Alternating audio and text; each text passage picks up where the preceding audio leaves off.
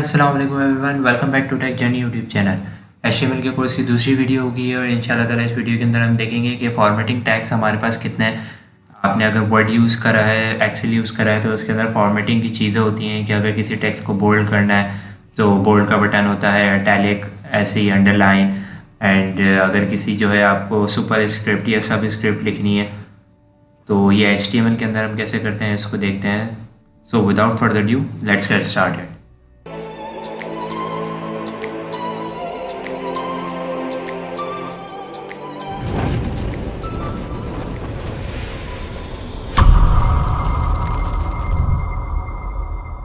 Okay then start करने से पहले लास्ट क्लास का एक क्विक रिकैप कर लेते हैं कि हमने लास्ट क्लास में क्या पढ़ा था। हमने एक प्रैक्टिस नाम का फोल्डर बनाया था डेस्कटॉप के अंदर, जिसके अंदर हमारी एक टेक जर्नी की फ़ाइल थी। ठीक है, ये एक हमारे टेक जर्नी नेम की फ़ाइल थी .html की। .html हमने क्यों लगाया है, क्योंकि हमें अपनी ये वेब पेज क्रिएट करना है और वेब पेज क्रिएट करने के लिए हमेशा .html की एक्सटेंशन लगती है इसके साथ, फाइल के साथ। ठीक है, ये हम रन करके चेक कर लेते हैं इसके अंदर क्या कॉन्टेंट है। इसके अंदर हमने बेसिकली हेडिंग के टैग्स यूज़ करे थे एंड एक पैराग्राफ का टैग यूज़ करा था। ये देखें 6 जो है हमारी हेडिंग की टाइप्स होती हैं, उसके हमने 6 के 6 टैग्स यूज़ करे थे एंड पैराग्राफ का टैग यूज़ किया था। VS कोड की तरफ चलते हैं। सो डॉक्टर टाइप हमारा क्या होता है, डॉक्टर टाइप हमारा एनवायरनमेंट है। HTML5 का जो एनवायरनमेंट हमारा शुरू कर देता है, सही है। ये HTML5 के अंदर डॉक टाइप का टैग आया है। वैसे HTML4 के अंदर, HTML3 के जितने भी HTML के जो है पिछले वर्जन हैं उसके अंदर ये डॉक टाइप का टैग नहीं होता था। HTML के टैग में हमने ये एट्रीब्यूट लैंग का यूज़ करा है। HTML का टैग ने हमें बता दिया कि HTML का एनवायरनमेंट शुरू हो गया है। HTML के बाद हम जो भी लिखेंगे वो as a HTML code consider नहीं किया जाएगा। ठीक है, हेड का टैग होता है। हेड के टैग के अंदर हम अपना टाइटल देते हैं। ये टाइटल हमारा क्या होता है, हमारी वेबसाइट का नेम होता है। पिछली क्लास में हमने सारी चीज़ें डिस्कस कर ली थी। बॉडी के अंदर हमारा तमाम वेबसाइट का कंटेंट आता है। ये 6 HTML के हमने टैग्स यूज़ करे थे जो कि आपके सामने वेबसाइट पे शो हो रहे हैं। H1 का हमने ये हेलो लिखा है, H2 के आगे हमने टैग जर्नी लिखा है। सो ये 6 हमारे हेडिंग के टैग्स होते हैं। हेडिंग के टैग सिर्फ 6 होते हैं और पैराग्राफ का टैग का कोई टाइप नहीं होती, सिर्फ एक ही टैग है पैराग्राफ का P, सही है। अब इस वीडियो के अंदर हम टेक्स्ट फॉर्मेटिंग के बारे में डिस्कस कर लेते हैं। अगर हमें किसी चीज़ को, किसी टेक्स्ट को बोल्ड करना है, इटैलिक करना है, अंडरलाइन करना है, आपने वर्ड में, एक्सेल में भी देखा होगा सारे ऑप्शंस अवेलेबल होते हैं, या किसी टेक्स्ट को अंडरलाइन करना है तो वो हम HTML के अंदर कैसे करेंगे। उसके बेसिकली हमारे पास टैग्स हैं। टैग्स हमारे पास कौन कौन से हैं, हमारे पास एक B का टैग है बोल्ड के लिए। ये देखें हमारे पास B का टैग है बोल्ड के लिए। ये हम बोल्ड का टैग जो है इस P के पैराग्राफ के अंदर यूज़ करेंगे। अब समझ लें, अगर ये सिर्फ डॉलर है, ये जो DOLOR ये वर्ड है, इसको मुझे बोल्ड करना है तो सिंपली मैं यहाँ पे B का टैग खोलूँगा, स्पेस दे दें ताकि कोई आपके पास वो ड्रॉप डाउन शो हो जाए। B का टैग आपने खोल लिया है यहाँ पे एंड जस्ट सिंपली आप यहाँ से इसको, ये Ctrl+X मैंने इतना हटा दिया एंड Ctrl+V। पता है जब भी आपको टैग खोलते हैं तो वो बंद होता है बैकस्लैश से, सही है। पिछली क्लास में हमने डिस्कस कर लिया था। और हमेशा जो भी टैग का जो कंटेंट होता है वो एंडिंग टैग और स्टार्टिंग टैग दोनों के बीच में आता है। ठीक है, तो हमें इस डॉलर के वर्ड को बोल्ड करना था तो हमने ये B का टैग यूज़ कर लिया। अपनी वेबसाइट पे जाके रिफ्रेश करते हैं तो ये जो डॉलर का वर्ड था, ये देख रहे हैं आप, ये बोल्ड हो चुका है। ठीक है, सो B का टैग हमें ये करता है, बोल्ड करने के लिए हम B का टैग यूज़ करते हैं। अगर मुझे इसी डॉलर को बोल्ड भी करना है एंड इटैलिक भी करना है तो बोल्ड के अंदर मैं I का टैग भी यूज़ कर लूँगा।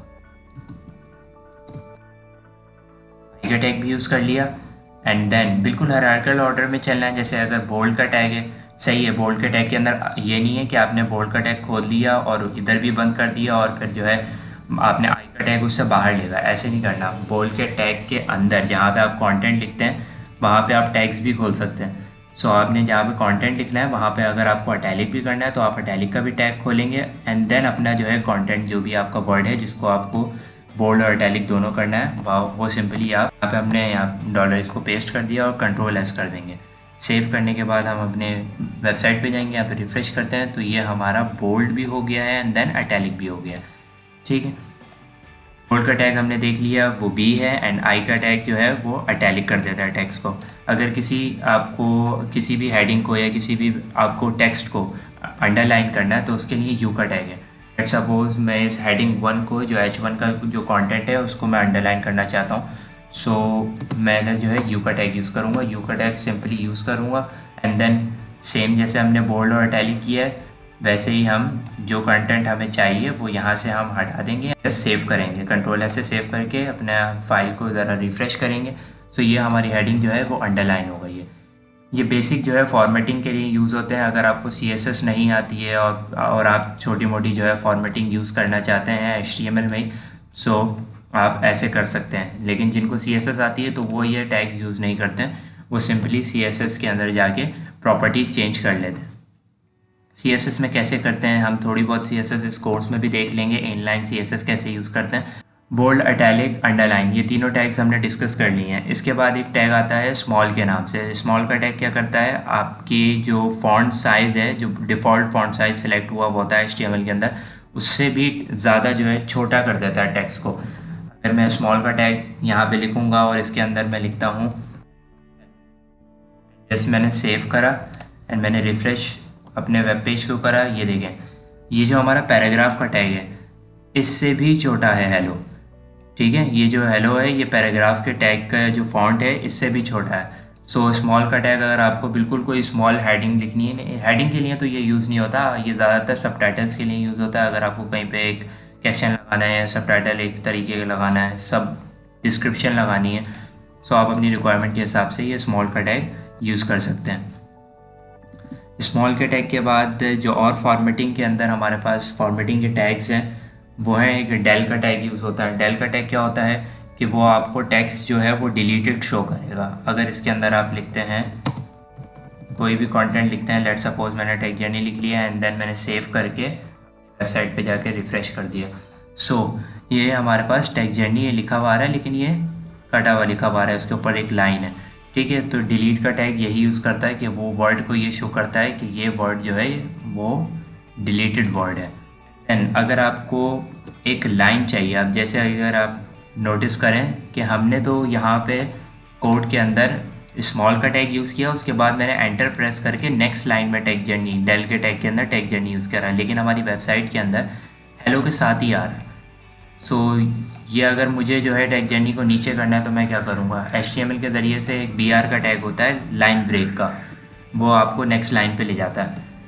तो वो आप सिंपली BR का टैग यूज़ करें। BR का यहाँ पे आ गया, ये आपने कंट्रोल है। अच्छा, BR का टैग क्लोज़ नहीं होता, अगर आप करना चाहेंगे तो कोई एरर नहीं आएगा, ये आप क्लोज़ कर सकते हैं।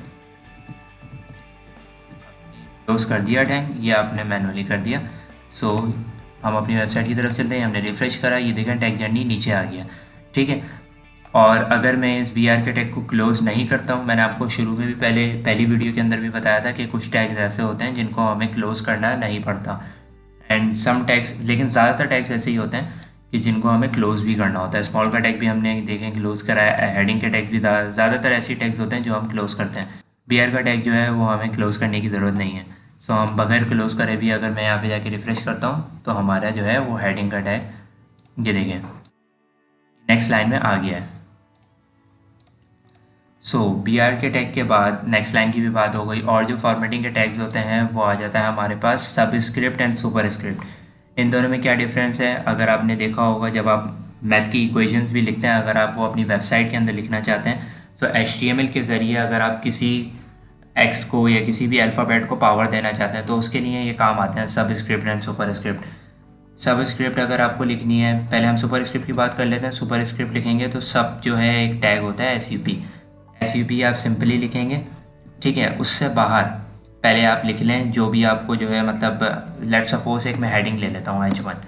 ठीक है, H1 की मैंने हेडिंग ले ली, ये मैंने बाहर नहीं लिखना है, H1 के अंदर H1 का जो भी कंटेंट होगा उसके अंदर जो है मैंने सबका टैग जो है वो यूज़ करना है। मैंने सबका टैग भी यूज़ कर लिया H1 के अंदर।